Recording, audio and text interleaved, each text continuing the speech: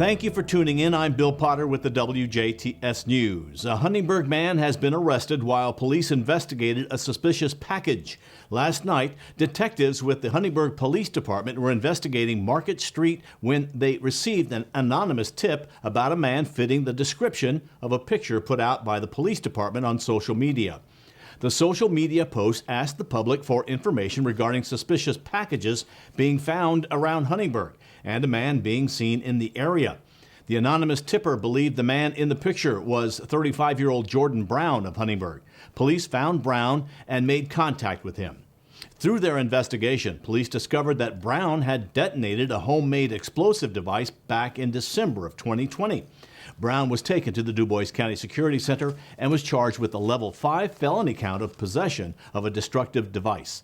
The Huntingburg Police Department is still investigating the suspicious package that was in the 300 block of East 4th Street on January 6, 2021. And again, if you have information regarding the investigation, please contact Detective Sergeant Stivers at 812-683-3003, 683-3003. Or you may remain anonymous by calling the anonymous tip line at 812-684-2992, 684-2992. The Dubois County Sheriff's Office is investigating an accident involving a Southeast Dubois County school bus. Deputies say the driver of a blue, older model Chevy regular cab pickup reportedly drove left of center, forcing the bus into a ditch on County Road 400 South near Patoka Road around 4 p.m. Wednesday. There were students on the bus, but no injuries were reported. Parents were notified and the students were safely loaded onto a different bus. If you have any information about the accident, call the Dubois County Sheriff's Office at 812-482-3542, 482-3522. A Crawford County man is in custody after leading police on a chase through 3 counties. The chase began when state troopers tried to pull over 30-year-old Christopher Smith of Marengo on US 231 early Wednesday morning. Smith refused to stop and turned east on I-64, reaching speeds up to 115 miles per hour. Dubois County Sheriff's deputies then tried to stop Smith by setting out stop sticks to deflate the car's front tire.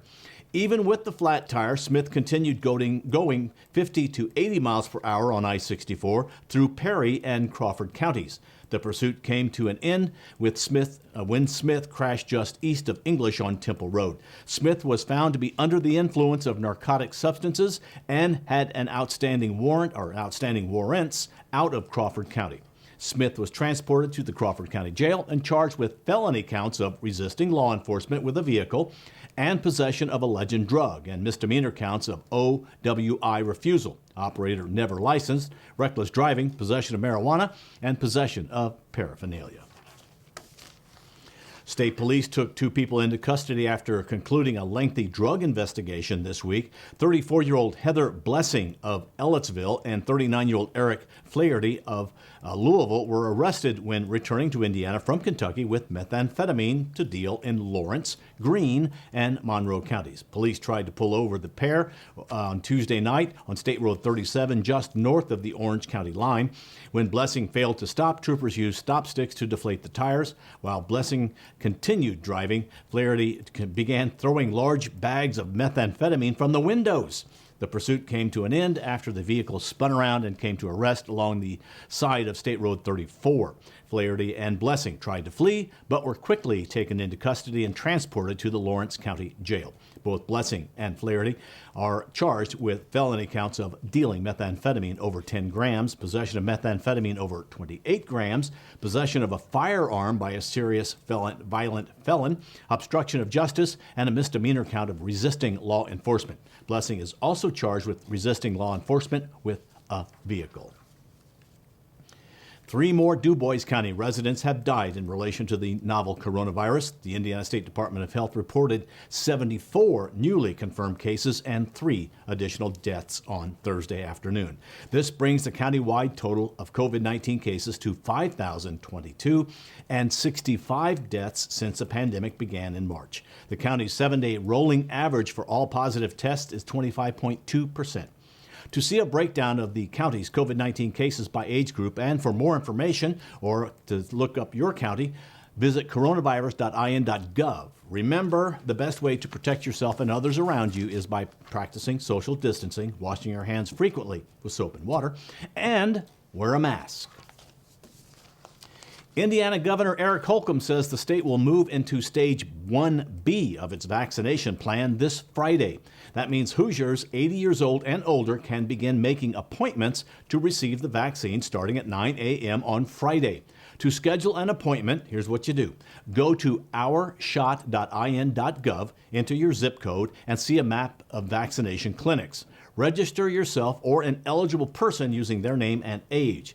Person receiving the vaccine must bring a photo ID to the appointment.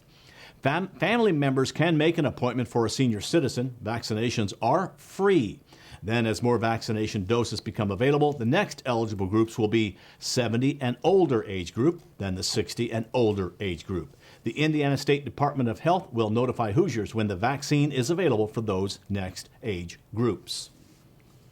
The recent surge in COVID-19 cases and deaths has caused a monthly event to be canceled. Since Dubois County remains in the red designation, the Friends of the Ferdinand Library will not have their book sale on Saturday, January 9th. The group says they will try to have it next month on Saturday, February 13th, if the county is no longer in the red designation. Memorial Hospital and Health Care Center is welcoming a new member to their medical associate staff.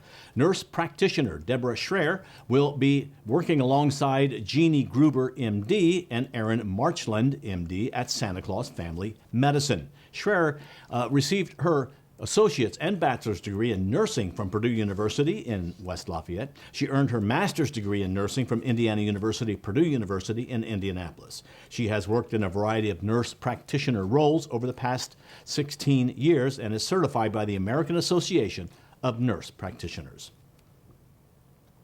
German American Bancorp Incorporated has moved forward with the implementation of its previously announced management succession plan. German American Chairman and CEO Mark Schrader announced that in connection with the planned retirement of Clay Ewing as of April 1st, 2021, the board of directors has named the following individuals to the corporation's executive officers. Mark Schrader will be chairman and chief executive officer. Clay Ewing is executive vice chairman. Neil Daube is president, chief operating officer, and secretary. Bradley Rust is senior executive vice president, chief financial officer, and treasurer. Randall Braun is executive vice president and chief banking officer, and Keith Leinenbach is the executive vice president and the chief credit officer. To see who is the senior board officers and the senior divisional officers, head to our website, that is WJTS.tv. Indiana lawmakers aren't wasting any time in making sure that schools in the state get all of the money they are expecting. House Speaker Todd Houston yesterday said they are fast-tracking a plan that would fully fund schools, even those that have missed days since the start of the coronavirus outbreak. Currently, schools are capped by state law at 85% of their state funding if students didn't attend in-person classes for at least half of the school calendar. A House panel approved the package yesterday and the hopes to have it to the governor by the end of the month. And an Indiana state senator has filed bills to raise minimum teacher pay and protect school funding. On Wednesday, State Senator Fady Kadora filed two education bills for the 2021 legislative session. The first proposal seeks to address the issue of low teacher pay in Indiana and would set a $40,000 minimum pay salary for new teachers.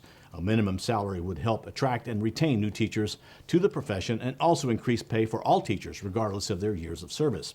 Kadora's second education bill would do several things: expand eligibility for early education pilot program, protect schools' funding from being cut for remote learning due to the pandemic by altering the definition of virtual instruction, reduce teacher externship requirements, authorize the School Board of Education to assign school performance grades using the 2019-2020 school year if it exceeds 2020-2021 performance, and require the Department of Education to present a complexity index update to the Budget Committee biannually to adequately fund school corporations. Also, waive consequences for school improvement for the 2020-2021 school year, and provide civil immunity for COVID-19 exposure for schools and school corporations that adhere to CDC guidelines.